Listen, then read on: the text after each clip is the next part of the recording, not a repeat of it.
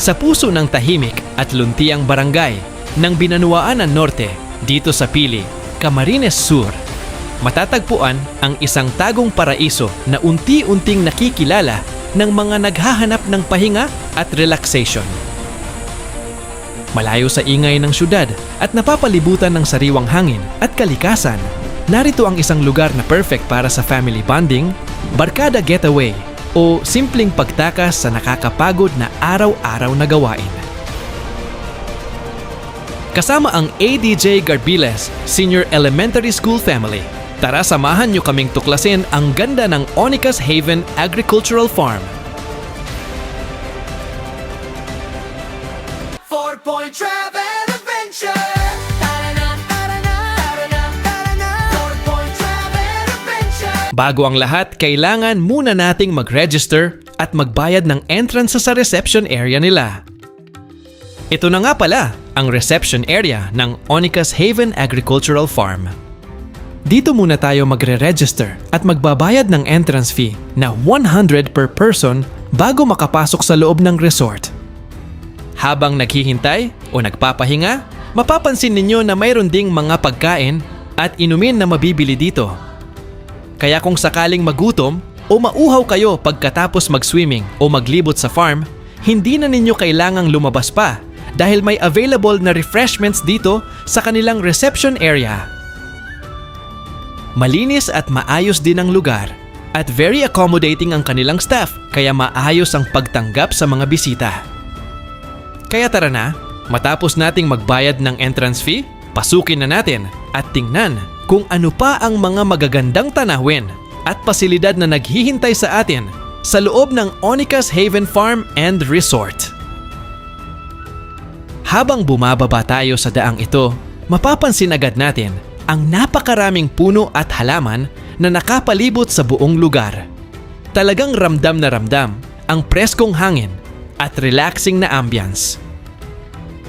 Ang ganda rin ng landscape dahil napapalibutan tayo ng iba't ibang uri ng mga punong kahoy at halaman na nagbibigay ng natural na lilim habang naglalakad. Alamin natin ang rates ng bawat cottages nila. Ma'am, pwede po maghapot ng mga ano digdi? Rate po. Oo, si mga rates po. Arin po digdi ang ano. Ini pong multipurpose hall, Opo. 5,500 po ang rent niyan. Ang video okay man po is 1,000. Then, ito po 1,500. Ini po 500 man lang po per block. Ining mga umbrella is 500. But the sidewalk, yaon na po dyan sa pool side, 700 po. Oh, yung yaon na po dyan. Opo, but ano po, nagkatao po kaming 20% discount sa senior citizen. Then, sa children, 3 years old below, libre po. Ito yung sa poolside, 700 pesos ang rate nito.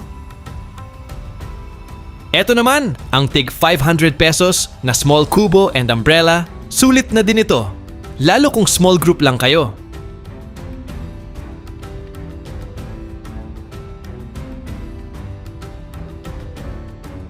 Ito naman, yung 1,500, medyo malaki. May sofa and outlet kung needs nyo ng kuryente for sound trip. So, digdi po pala, iba ang bayad kang video katas kang place. Ano po? Opo.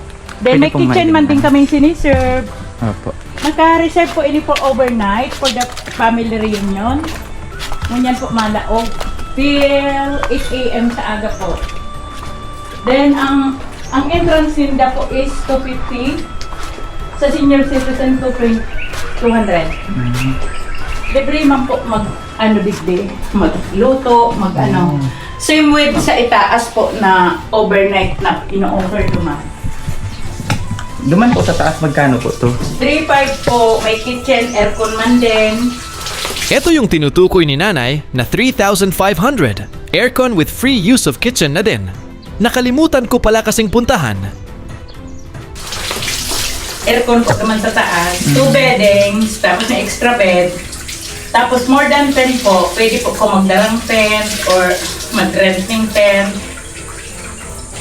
Dahil lang po kaya siya nag-aako na walk-in or whatever na 2 packs ngayon, 2 participant na abot niya po ng crowded.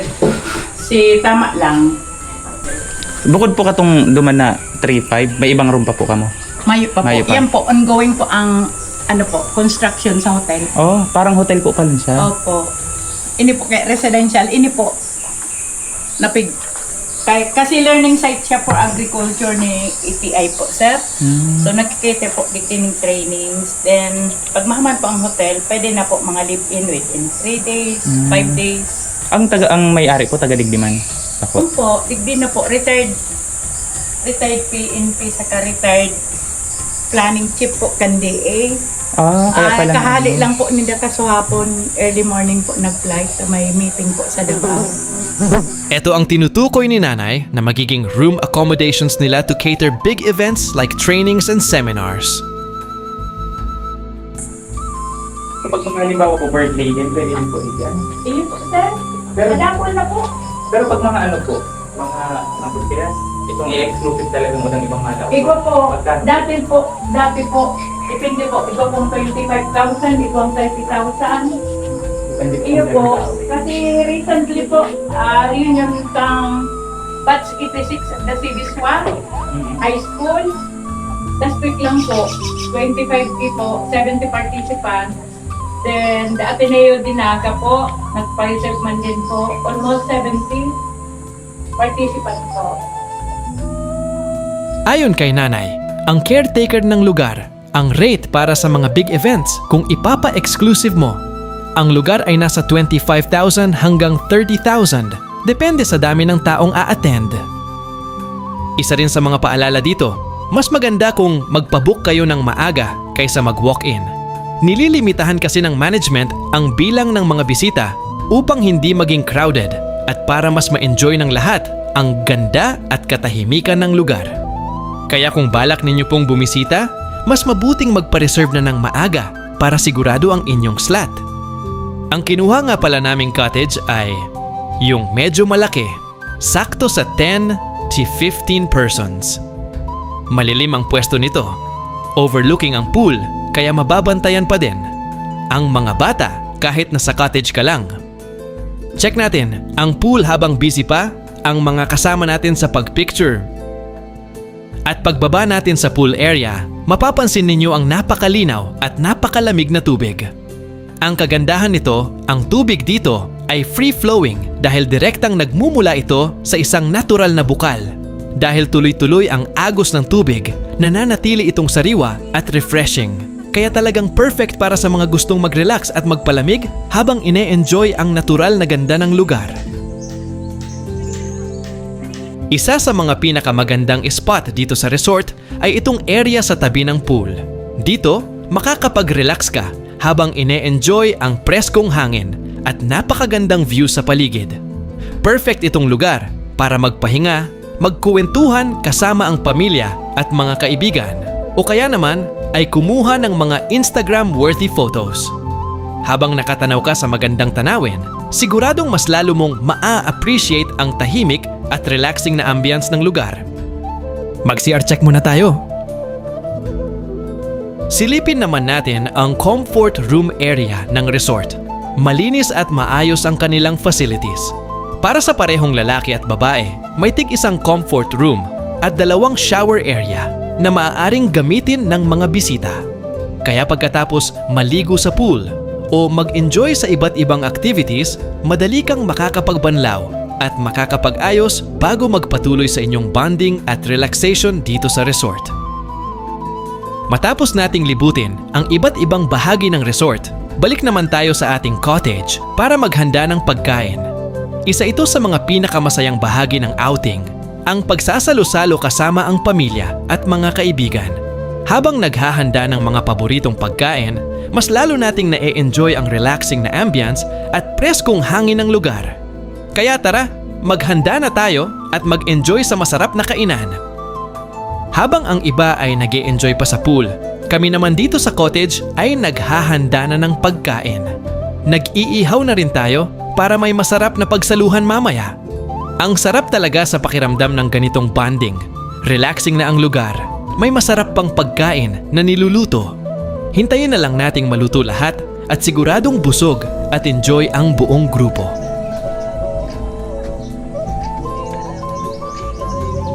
Ayos na to, approved na.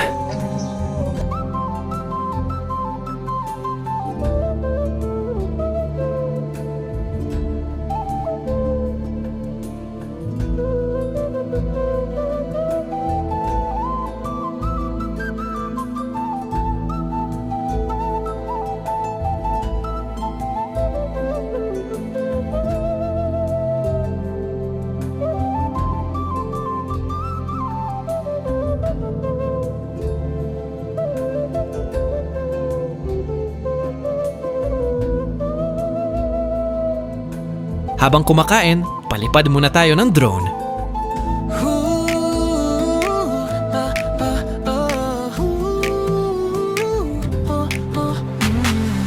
Daming plano sa mesa, guhit lang sa papel. Puro sige bukas na, pero bukas laging layo. Puro sketch, puro turo, puro banggit sa hangin. Minsan napapatingin, so wala pa rin linya. Hanggang kailan ba? Bilang na lang ba? Kumilos ka na bago pa maputol ang loob. Kulay na ang dating guhit, buhay na.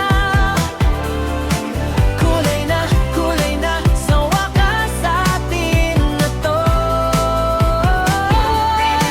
Kulay na, hindi na puro drawing lang.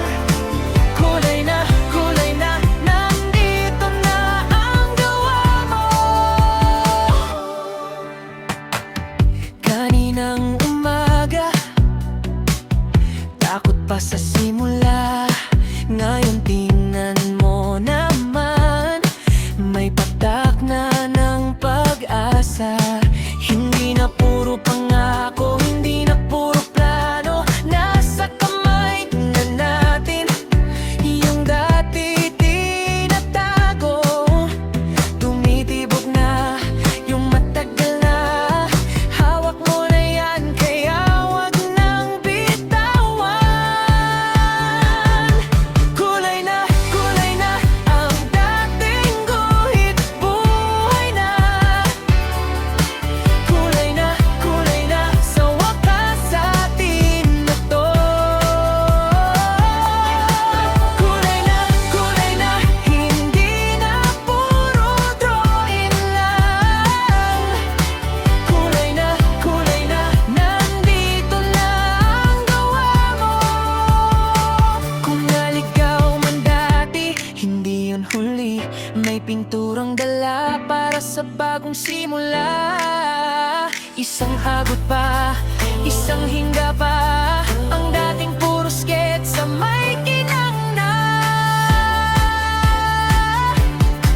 Kulay na, ay dating guhit, buhay na.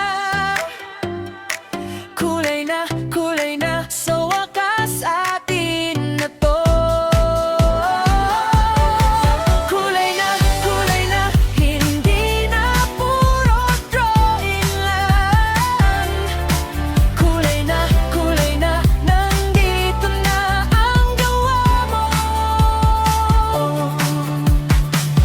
At dito na nagtatapos ang ating tour dito sa Onicas Haven Agricultural Farm. Sana ay nagustuhan ninyo ang ating adventure at nabigyan namin kayo ng idea kung ano ang maaasahan ninyo kapag bumisita kayo rito. Kung naghahanap kayo ng lugar para mag-relax, mag-bonding kasama ang pamilya at mga kaibigan, magandang option ang resort na ito. Maraming salamat sa panonood. Huwag kalimutang i-like, i-share at i-subscribe ang channel para sa mas marami pang travel at resort vlogs. Kita-kits sa susunod nating adventure. God bless and see you on our next adventure.